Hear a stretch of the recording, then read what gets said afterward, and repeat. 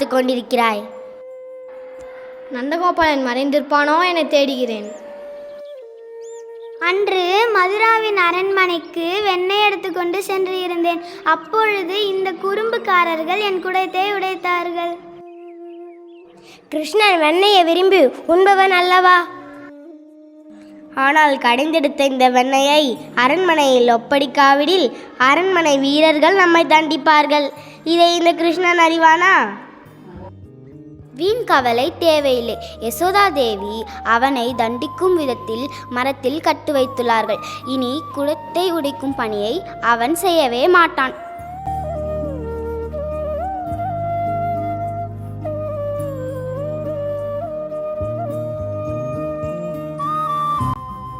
கிருஷ்ணன் என்னென்ன செய்வான் என்று இங்கிருக்கும் பெண்களுக்கு என்ன தெரியும்?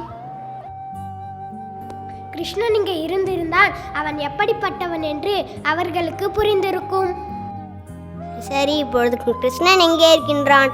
வாருங்கள், நாம் அவனை தேடலாம்.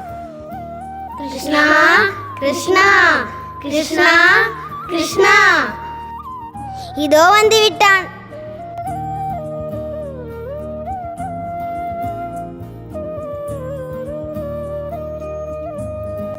மீண்டும் புல்லாங்குழல் வாசிக்க தொடங்கிவிட்டான். கிருஷ்ணா, கிருஷ்ணா! கோபியர்கள் மதுராவிற்கு வெண்ணெயை எடுத்து செல்கிறார்கள். கிருஷ்ணன் வந்துவிட்டான், ஓடுங்கள்!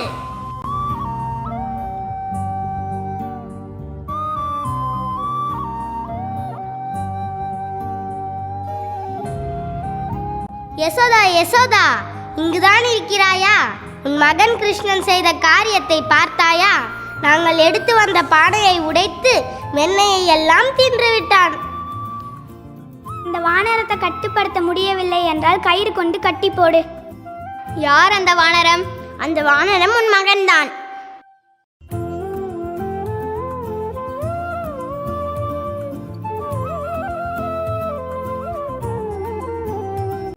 கிருஷ்ணா, நீ வெண்ணெயை திருடினாயா? வலிக்கிறது. எனது கையும் தான் வலிக்கிறது. வாயை திறந்து பதில் கூறு. உன்னால் இவர்கள் என்னிடம் வந்து வசைப்பாடுகிறார்கள். வாயை திறந்து பதில் கூறு. இல்லை மாதா, நான் வெண்ணெயை திருடவில்லை. பொய் கூறுகிறாயா? இதோ உன் வாயில் ஏதோ வெள்ளையாக இருக்கிறதே. இது வெள்ளையா? வெண்ணெய். நாங்கள் உங்கள் குடத்தை உடைத்து வெண்ணெயை எடுத்தோம் அல்லவா? இவன்தான் சாப்பிடு என்றான்.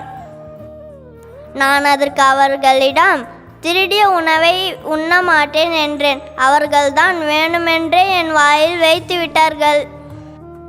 கேட்டீர்களா? என் கிருஷ்ணன் எப்போதும் திருடிய உணவே உண்ணவே மாட்டான்.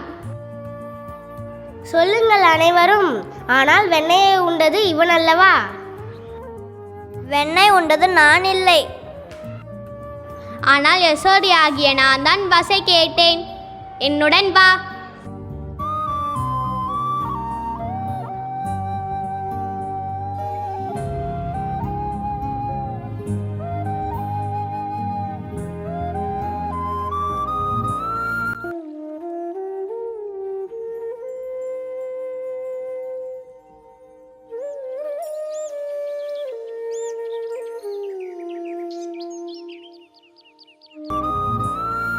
கிருஷ்ணா, இந்த நிலையில் உன்னை பார்க்கவே கவலையாக உள்ளது.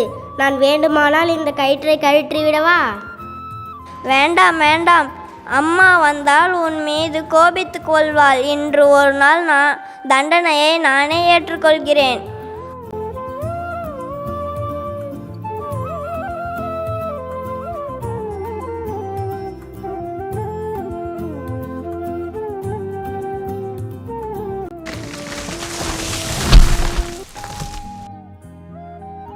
நாங்கள் குபேரனுடைய குமாரர்கள். நாங்கள் செய்த தவறுக்காக நாரதர் எங்களை மரமாக நிற்க சாபம் தந்தார். அது மட்டுமல்லாமல் கிருஷ்ணனோட கால் பாதம் எப்போ படிக்கிறதோ அப்பொழுது எங்கள் சாபம் தீரும் என்றார்.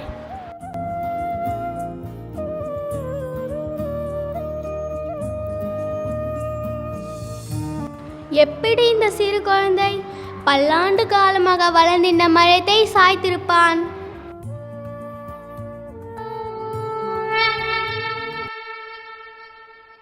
ஆசை, இச்சை, விருப்பம், பேரவா இவை அனைத்தும் மனிதனை